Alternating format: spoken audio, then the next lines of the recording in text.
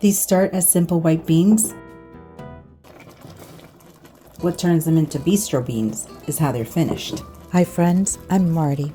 Welcome back to my Herbie kitchen. We'll make a bouquet garni of parsley, rosemary, and thyme. If I tie them neatly, I can remove them very easily from the pot.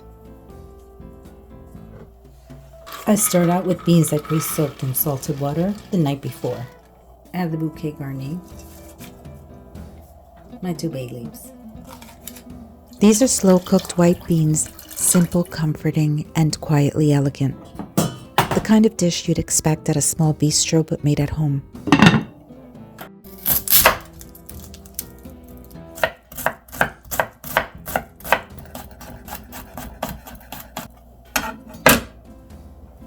Escarole, it's a beautiful, slightly bitter green that pairs really well with slowly braised white beans like cannellinis or any of your favorite white beans, but they've got to be washed really well. I just rinsed the escarole. I'm going to let them sit here on the towel for a little bit while we saute the onions and garlic. The balance comes from salt, fat, bitterness, and umami. Onion and garlic soften gently in olive oil, just enough to build a base without taking over. We're just going to gently tear these by hand. No need for knives here.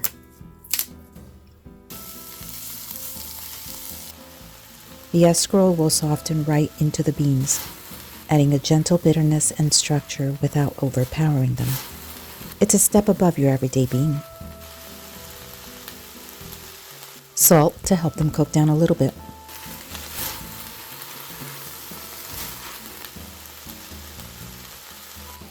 I'm going to remove the bouquet garni and the bay leaf. There's another one in there. She'll make herself visible soon. And now we can start adding the beans.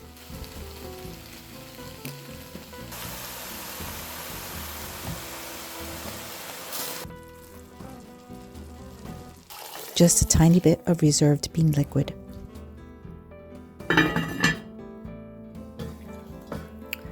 Now we're going to plate these. A grating of fresh Pecorino Romano elevates the salt and umami flavors. This is where the dish changes. A drizzle of basil oil lifts everything.